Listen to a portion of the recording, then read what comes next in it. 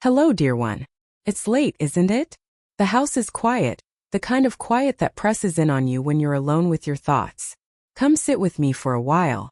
My name is May, and tonight I need to tell you my story. Not for pity, no, never that. But because maybe, just maybe, it will touch something in you that's been hurting too.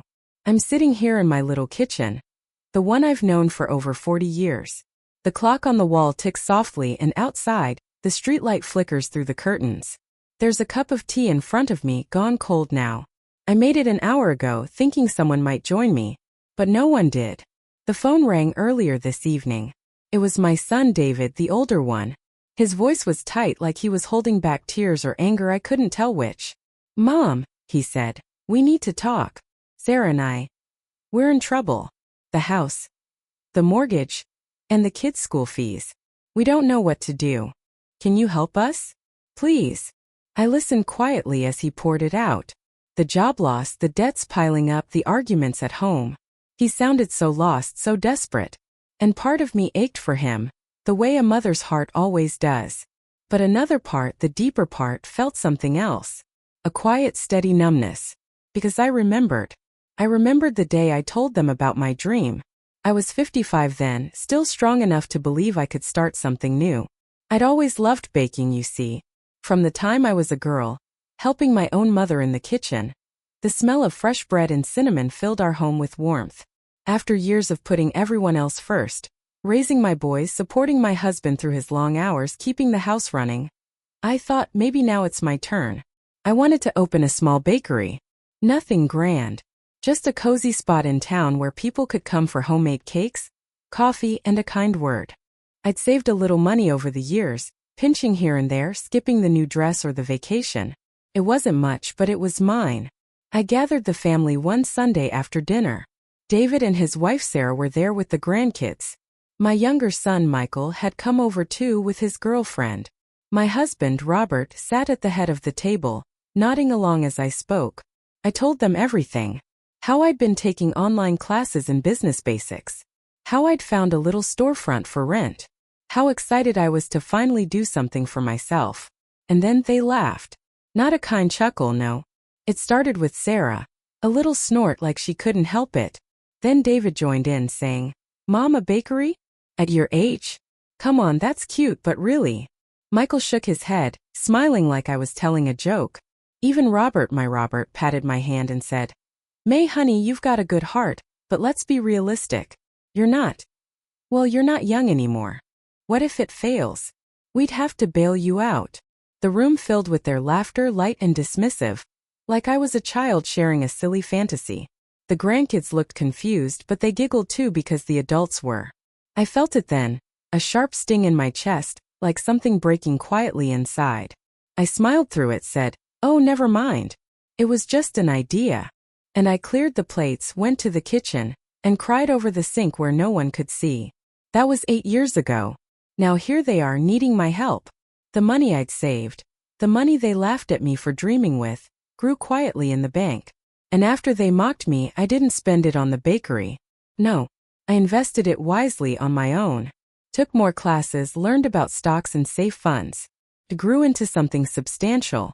Enough to live comfortably. Enough to help if I chose to.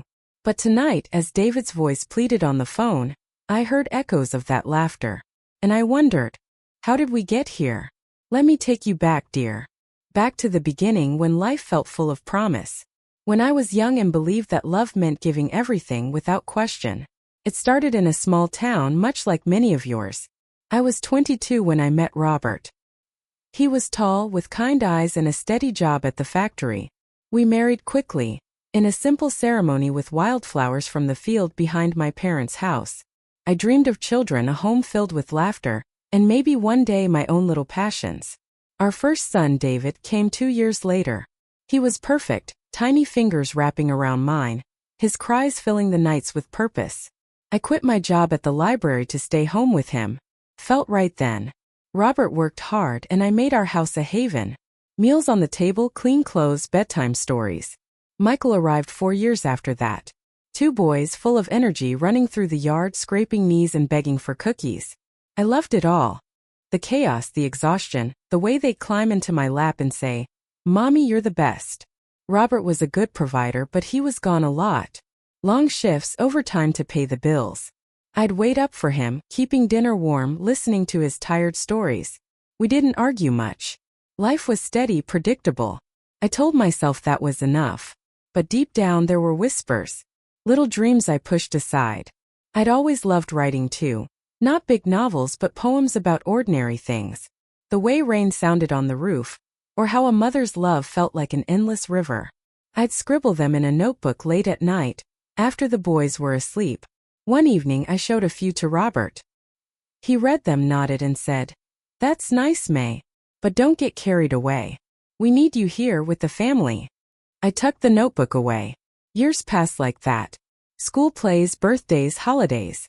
I was the one who remembered everything: the dentist appointments, the teacher conferences, the packed lunches. Sarah came into our lives when David was 28. She was pretty, ambitious, working in marketing. They married in a big wedding I helped plan every detail of. Michael met Lisa soon after. Another wedding, more grandchildren. For little ones now, filling the house with noise and joy on visits. I was happy, truly.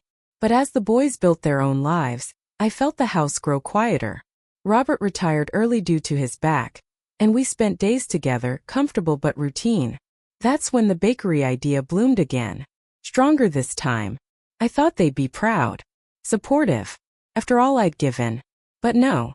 That laughter changed something in me. It didn't happen overnight. First I buried it. Kept baking for family gatherings, smiling through the comments like, "Mom, your cakes are great, but a real business? Nah." Yet the hurt lingered. Like a bruise that doesn't show but aches when you move. And now tonight, with the cold tea and the silent house, David's words echo. "We need you, Mom. Come closer, dear. Let me take you further back, to the years when my hands were always busy and my heart was full to bursting. I was born in a small house on the edge of town, the third of 4 children. My mother was the kind of woman who could stretch a dollar further than anyone I knew. She baked bread every Saturday, and the smell would drift through the rooms, pulling us all to the kitchen like a warm hug. I'd stand on a stool beside her, flour on my cheeks, learning how to knead dough with my small hands. "Gentle but firm, May," she'd say. "That's how you treat life too." My father worked at the mill, long hours, quiet man. He didn't say much, but when he came home and kissed my mother's forehead, I saw what love looked like. Steady. Reliable. I wanted that one day. When I met Robert at 22, it felt like the world had handed me exactly what I'd been waiting for. He was 25, already working steady shifts at the factory, saving for a house. We courted for 8 months, walks by the river, picnics on Sundays after church, stolen kisses behind the oak tree. When he asked me to marry him, kneeling in my parents' garden with a simple gold ring, I didn't hesitate. We rented a little place first, 2 rooms and a tiny kitchen. I painted the walls yellow to make it cheerful. Robert brought home his first paycheck after we married, laid it on the table and said, "This is for us now, May. For our future." I cried that night, not from sadness but from feeling so safe. David came 2 years later. The labor was long, 20 hours, but when they placed him in my arms, red-faced, fists waving, I forgot every ache. Robert stood beside the bed, eyes wet, whispering, "He's perfect. Just like you." Those early years were a blur of feedings, diapers, and pure joy. I sang to David while rocking him, old lullabies my mother sang to me. Robert would come home exhausted, but he'd take the baby so I could bathe or cook. We didn't have much, but we had each other. Michael arrived 4 years after. Another boy, louder than David, always laughing. 2 little ones running through the house, toys everywhere, fingerprints on every wall. I loved the mess. It meant life. I made our routines sacred. Breakfast together before Robert left for work. Oatmeal or eggs, whatever we could afford. I'd pack his lunch. Sandwich, apple, a note tucked inside that said, "Thinking of you." He'd smile when he found it later. When the boys were small, I'd push them in the stroller to the park, watch them chase pigeons, feel the sun on my face and think, this is enough. More than enough. Neighbors would stop by sometimes. Mrs. Ellis from next door brought over casseroles when I was sick. We'd sit at my kitchen table with tea, talking about children and husbands and the price of milk. She'd say, "You're a good mother, May. Your boys are lucky." Those words stayed with me on hard days. Robert worked overtime often. The factory paid extra for weekends and we needed it. The mortgage on the house we finally bought when David was 5, braces for Michael later, school supplies. I never complained. I'd wait up for him, keep soup warm on the stove. When he walked in smelling of metal and sweat, I'd wrap my arms around him. Long day? I'd ask. He'd nod against my shoulder. We didn't need more words. I baked constantly. Cookies for school events, pies for church potlucks, birthday cakes shaped like trains or dinosaurs. People started saying, "May's cakes are the best around." It made me glow inside. I'd experiment with recipes late at night, lemon drizzle, chocolate fudge, cinnamon rolls that melted in your mouth. I kept a notebook full of them, pages stained with vanilla and butter. Sometimes in quiet moments I'd dream a little bigger. I'd imagine a small shop with gingham curtains, shelves of fresh loaves, a chalkboard menu. But then a child would cry or Robert would need something pressed for work, and the dream would fold itself away, gentle as closing a book. The boys grew fast. David was serious, good at math, always planning ahead. Michael was the charmer, jokes, sports, friends everywhere. I went to every game, every parent-teacher night. I sewed Halloween costumes, helped with science projects until midnight, bandaged knees and hearts when friendships fell apart. Robert and I had our rhythm. Fridays were date nights, sometimes just a walk downtown for ice cream, holding hands like teenagers. Sundays we went to church, then home for roast chicken and potatoes. The boys groaned about going, but I insisted. Family stays together, I'd say. There were hard times, of course. When the factory cut hours one winter, we worried about bills. I took in ironing from neighbors, stayed up late pressing shirts while the house slept. Robert felt guilty, but I told him, "We're a team. That's what teams do." When my mother got sick, cancer quick and cruel, I drove 2 hours every weekend to sit with her. Robert watched the boys. I held her hand as she faded, listened to her whisper regrets and loves. At her funeral, I promised myself I'd never let life pass without noticing the small beauties. David went to college, first business degree, full of ambition. We helped with tuition, took out a small loan.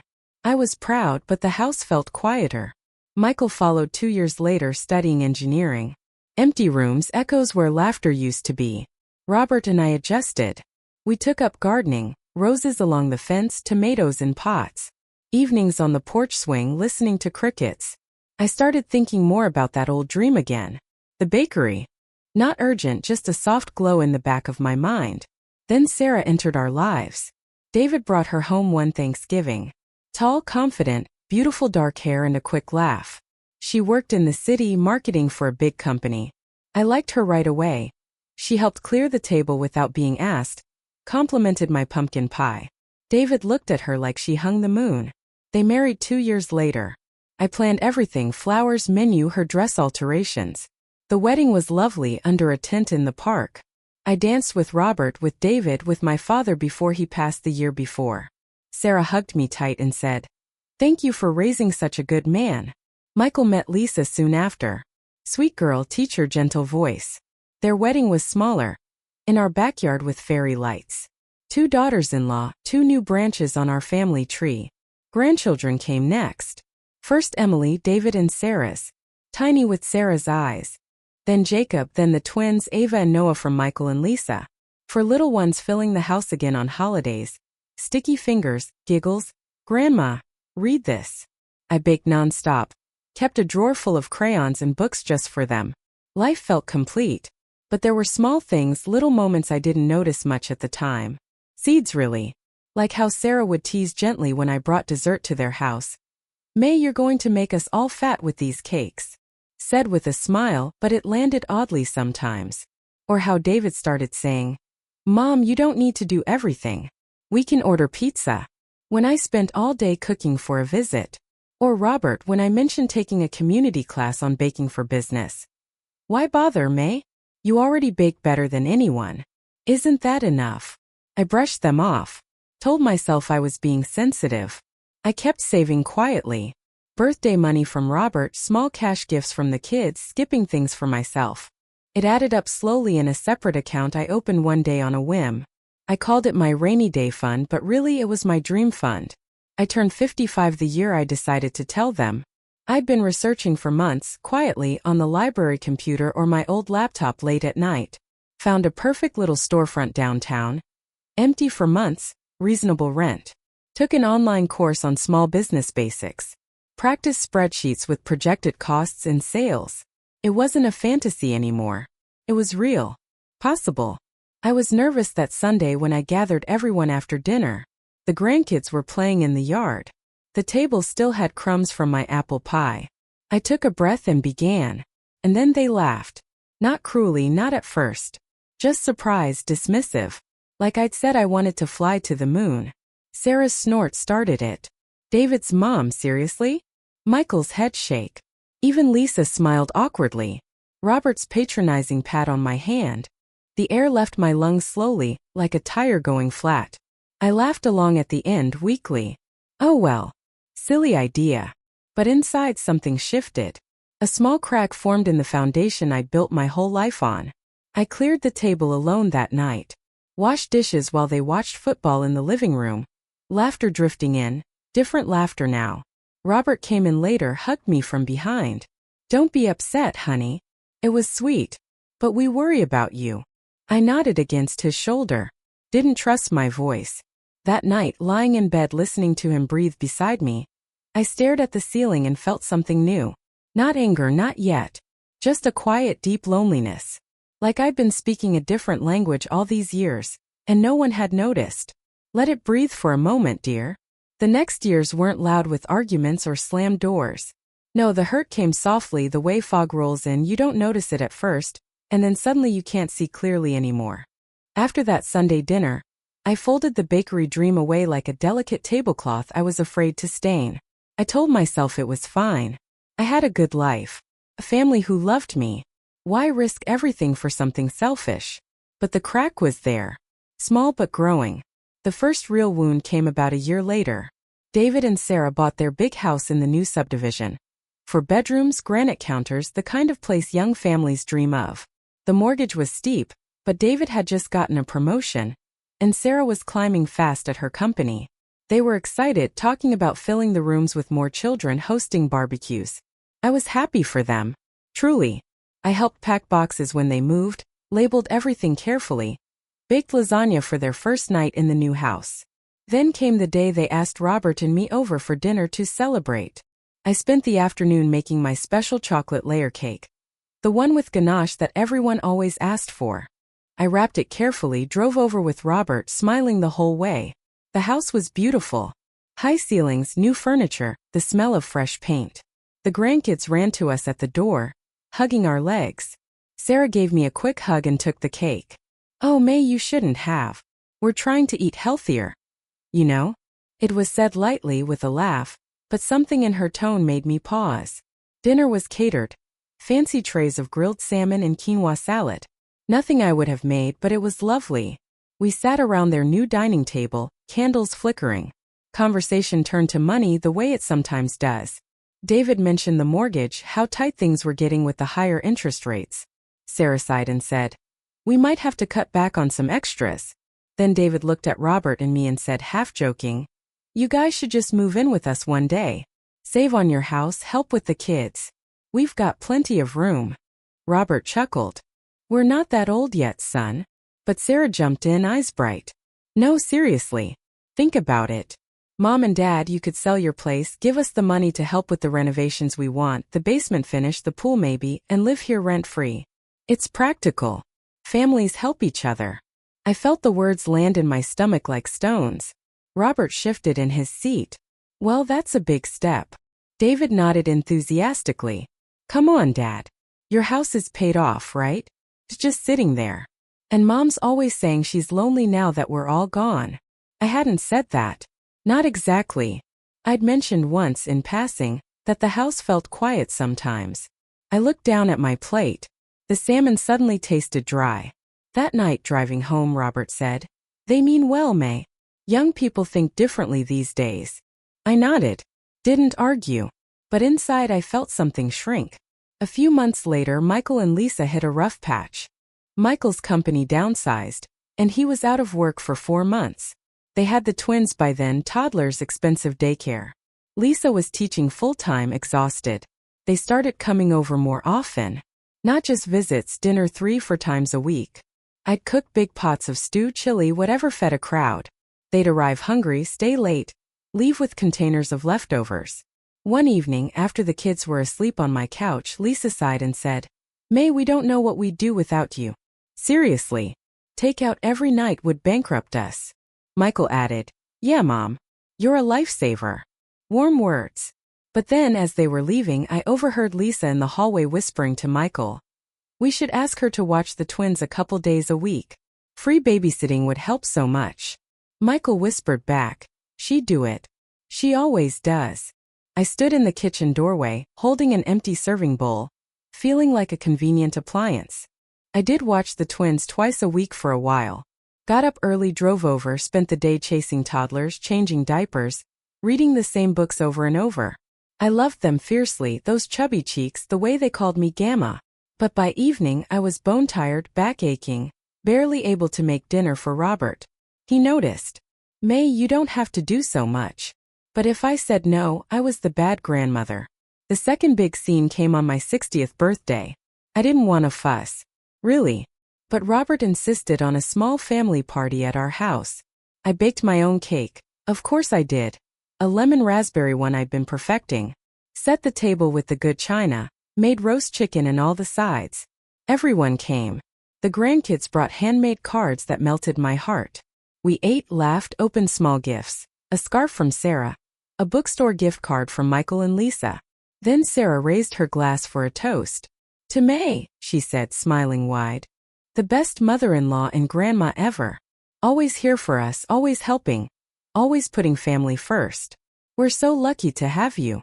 Everyone clapped. David added, "Yeah, Mom. You're the glue." I smiled, thanked them, felt tears prick my eyes. But later, when I was cleaning up, alone as usual, while they watched a movie in the living room, Sarah came into the kitchen. She leaned against the counter, watching me load the dishwasher. "You know, May," she said casually, "David and I have been talking. With the kids getting bigger, we really need a bigger car. An SUV. But money's tight right now. We were wondering, since you and Robert don't drive much anymore, maybe you could help us with a down payment? Just a loan. We'd pay you back eventually." I paused, dish in hand. "Sarah, that's a lot of money." She waved it off. "I know, but you have it. Your house is paid for, no debts. And family helps family, right? Like you always say." I looked at her, really looked. The expensive handbag on the chair, the new highlights in her hair. I set the plate down gently. "I'll talk to Robert," I said. She smiled, hugged me quick. "Thanks, May. You're the best." That night, after everyone left, I sat at the kitchen table alone. Robert had gone to bed early, his back hurting. I opened my laptop, the one I rarely used anymore, and looked at my savings account, the one no one knew the full balance of. It had grown. Quietly, steadily. Because after the bakery dream died, I kept learning. Took free online courses on investing.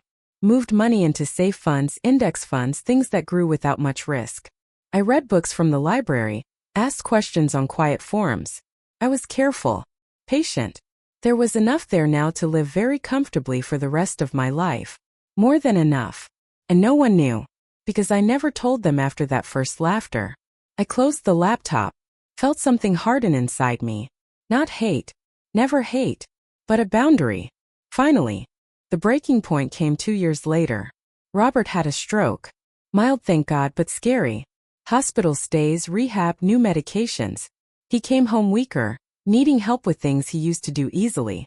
I became his caregiver. Full-time. Doctor's appointments, physical therapy, meals planned around his new diet. I learned to give injections, manage blood pressure, stay calm when he got frustrated. The family came at first. Brought flowers, casseroles. Promised to help. But weeks turned into months. David called once a week. "How's Dad?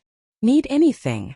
But when I asked if he could sit with Robert so I could grocery shop alone, there was always an excuse. Work. Kids' soccer. Exhaustion. Sarah sent texts. "Thinking of you." With heart emojis. Michael and Lisa lived farther now, new job for him in the city. They visited once a month, stayed 2 hours, left with promises. I was tired. So tired. Not just physically. Soul-tired. One afternoon Robert napped and I sat on the porch with tea. The garden I used to love was overgrown. I hadn't had time. I cried then. Quietly so he wouldn't hear. Felt invisible. Like all the giving had been a one-way street my whole life. And then, slowly, something shifted again. I started small. Said no to watching the twins every week. I'm sorry, sweetheart. I have an appointment. The appointment was a walk alone in the park. Declined to host Thanksgiving that year. Robert's not up for a crowd. We'll do something small. When Sarah asked again for help with private school tuition for Emily, I said, we're on a fixed income now with medical bills. I'm sorry. The surprise in her voice. The slight coolness after. But I slept better. Robert noticed the change. One night, holding my hand, he whispered, you're different lately, May. Stronger. I smiled. Maybe I'm just tired of being the only one who bends. He squeezed my fingers. Didn't argue. The final turning point, the one that brought us to tonight, came last month. David lost his job. Big layoffs at his company. Sarah's hours were cut too. The mortgage on that beautiful house became a noose. They started calling more. First hints, then direct asks. Mom, could you loan us $10,000? Just to get through. Then 20. Then more. I listened. Said I'd think about it. But inside I felt calm. Clear. Because I remembered the laughter. The assumptions. The way they'd taken and taken without seeing me. Not as a person with dreams. Just as a resource. And now here we are. The phone call tonight was the biggest one yet. David's voice breaking. Mom, we might lose the house. Please. You're our only hope. I haven't answered yet. I'm still sitting here with the cold tea. Wondering what forgiveness looks like. What love looks like when it's no longer blind. What a woman does when she finally sees her own worth. Let me pause here for a moment, dear. Just you and me. The house is still quiet. The tea long cold. But my heart feels a little fuller knowing you're listening. I've just told you about the hardest years, the slow fading of being seen, the way love can sometimes turn into expectation, the quiet ache of giving until there's almost nothing left for yourself. And I wonder, have you felt it too? Have you ever sat at your own kitchen table after everyone's gone home, washing dishes that nobody offered to help with, and wondered if anyone truly sees you, the woman behind the mother, the wife, the grandmother? Have you ever had a dream, something gentle and personal blooming inside you, only to share it and hear laughter? Or worse, silence? That kind of silence that says, don't be silly. That's not for you. Have you ever said yes when every part of you wanted to say no just to keep the peace, to not be the one who lets everyone down? Would you have kept watching the grandchildren day after day, even when your body begged for rest? Would you have lent the money again and again even when no one ever asked how you were doing? Have you ever felt like a guest in your own life? Like the house you kept running, the family you held together, somehow moved forward without you in the center anymore? And tell me, sweet one, when they finally came asking, needing, did a part of you feel vindicated? Or did it just hurt more? I'm not asking to shame anyone. Lord knows I've made my own mistakes. I taught them without meaning to that my love had no boundaries. That I would always be there to catch them no matter the cost to me. But here's what I've learned, sitting in this quiet kitchen tonight. A woman's love is a river deep, strong, life-giving. But even a river needs banks to hold it, or it floods everything and loses its way. We are allowed to have banks. We are allowed to say, this far and no further, not because I love you less, but because I finally love myself too. If you're watching this and you feel tired, bone deep tired, from carrying everyone else's weight, please hear me. You are not selfish for wanting something that's just yours. You are not ungrateful for needing rest. You are not wrong for protecting what's left of your heart, your time, your peace. And if your children, your husband, your in-laws ever made you feel small for dreaming, that says more about their fears than about your worth. Tell me in the comments if you can. Not for the world to see, but for the other women reading them late at night, the way you're listening to me now. Have you been where I've been? Did you find your way out? Or are you still searching for the courage to draw that first boundary? You're not alone. Not tonight. So many of us have sat in this same quiet, holding a cold cup of tea, wondering if it's too late to choose ourselves. It's not too late. It never is. Not at 50. Not at 60. Not at 70 or beyond. Your life is still yours. Your dreams, those quiet ones you tucked away, are still waiting. They didn't die. They were just resting until you were ready to tend to them again.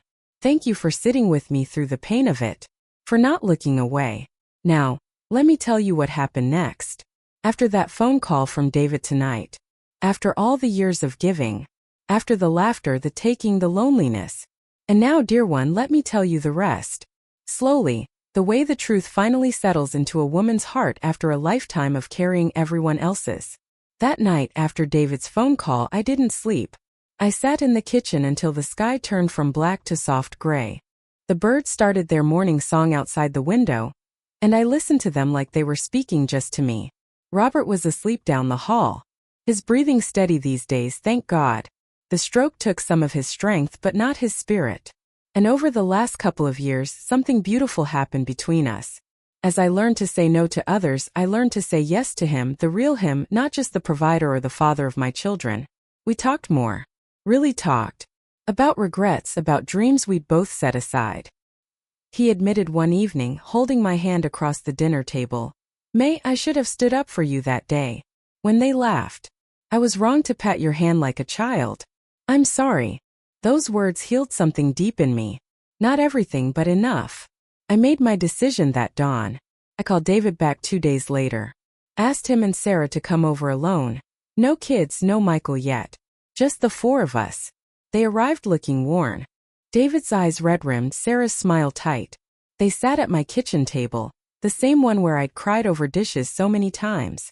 I poured coffee, sat down across from them, and I spoke calmly. No anger. Just truth. "David, Sarah, I love you both. You're my son and the woman he chose. I love my grandchildren with every beat of my heart. That will never change." They nodded, hopeful. "But I'm not going to give you the money to save the house." The air shifted. David's face fell. Sarah's mouth opened, then closed. I went on gently. "This isn't punishment. It's not revenge for the laughter all those years ago, though I won't pretend that didn't hurt. This is about what's healthy. For all of us."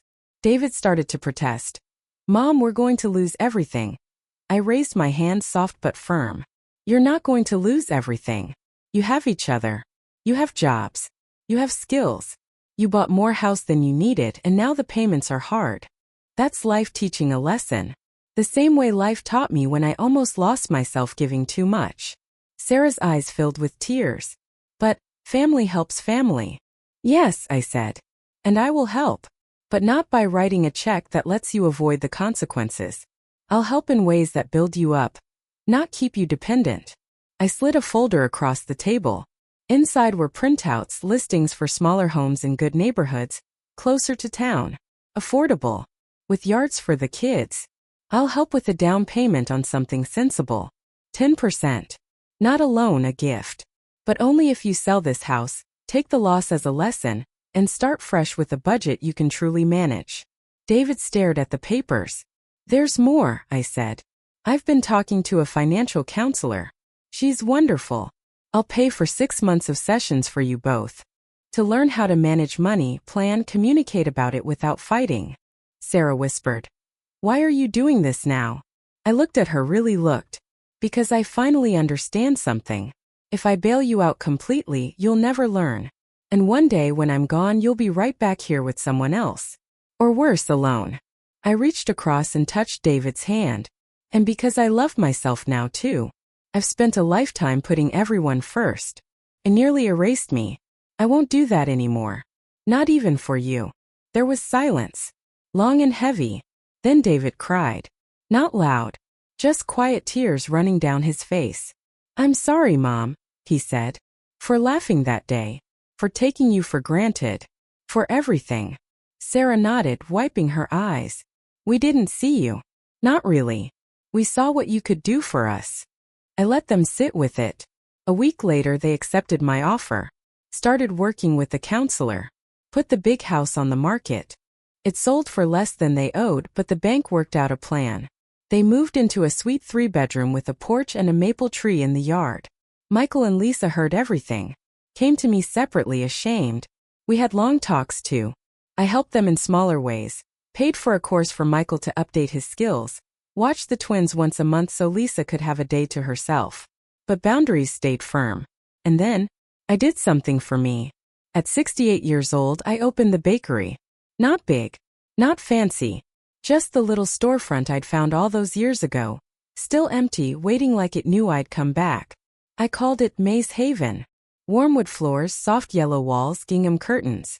A chalkboard menu with daily specials. Fresh bread every morning, cakes in the case, coffee that smells like home. I hired a young woman, Tara, fresh out of culinary school, to help with the early hours. I come in at 9, bake what I love, talk to customers who linger. People come not just for the cinnamon rolls or the lemon raspberry cake. They come for the quiet kindness, for the way I listen when they tell me about their day. Women especially. They sit at the small tables with tea and say things like, "I needed this today," or "My mother used to bake like this." Some cry a little. I bring them a warm scone and sit with them. We don't need many words. Robert comes every afternoon. Sits in the corner chair with his newspaper and a coffee. Watches me move behind the counter, smiling like he's seeing me for the first time. The family comes too now. Not to ask. To visit. David brings the kids on Saturdays. They sit on stools at the counter while I teach them to pipe frosting. Sarah helps wipe tables sometimes, humming as she works. Michael and Lisa bring flowers from their garden. There's respect now. Real respect. Born not from obligation but from seeing me whole. I forgave them. Truly. Not because they apologized, though they did. But because holding anger would have kept me small. Forgiveness freed me to live. And oh dear one, living feels so good. To wake up excited. To create something that's mine. To know that the years I have left are not for scraping by in the background, but for standing in the light. If you're listening and you feel invisible, please hear this. You are not too old. Your dreams are not silly. Your worth is not measured by how much you give away. You are allowed to take up space. You are allowed to say no. You are allowed to build something beautiful. Even if it's small. Even if it's just a corner of the world where people feel seen. Because when you finally choose yourself, something miraculous happens. The people who truly love you, they step forward. They see you. And the ones who don't, they fade gently away. Either way, you are free. I close the bakery at 4 most days. Walk home with flour still on my apron, the sun warm on my face. Robert meets me at the door, kisses my cheek, says, "How was your day, love?" And I smile, really smile, and say, "It was mine." That, dear one, is the greatest gift I ever gave myself. The right to have a day that belongs to me. To have a life that is finally truly mine. So if you're sitting there tonight, feeling like your dreams were laughed at too, get up tomorrow. Take one small step. Bake the cake. Write the page. Sign up for the class. Say the no. Draw the line. Because one day you'll be sitting in your own quiet kitchen, or your own little shop, or your own peaceful corner. And you'll realize, they may have laughed at your dreams, but you lived them anyway. And now, the help they need isn't money. It's the example you became. The woman who showed them by living it, that a woman's life is precious. Worth protecting. Worth celebrating. Every single day. Thank you for listening to my story. Every woman who has ever poured her heart into her family, only to feel it echo back empty, will feel this deep in her soul. That day when their laughter filled the room and my dream crumbled silently on the table, I smiled, but inside, a part of me folded away forever. I spent decades being the safe place everyone landed, never realizing I had stopped being a person with wings. The moment you realize you've become a background character in your own life. That's the quietest kind of breaking. Have you ever noticed how they only remember you when they need something? And how quickly they forget again once the need is gone? I gave and gave until giving felt like breathing, until I almost forgot I had a choice. That night with the cold tea, listening to my son plead for help, I heard the echo of their old laughter. And for the first time I didn't flinch. Sometimes the greatest act of love a mother can give her children is to stop rescuing them and start showing them how to stand. Word count. Approximately 750 words. There, dear. Those are the quiet truths that rose up in me at different moments. Little breaths I took during the hardest parts. They're yours now if you need them. Speak them to yourself on the nights when the house feels too still. The full story is complete now, from the hook in my kitchen tonight, through all the years of giving, the pain, the pause where we spoke heart to heart, to the gentle ending where I finally chose myself. If you listen all the way through, thank you. Truly. Your time, your heart, your quiet company in the dark. It means more than you know. Go gently now. And remember, your dreams were never too small. They were just waiting for you to be ready to carry them yourself. Good night, sweet one.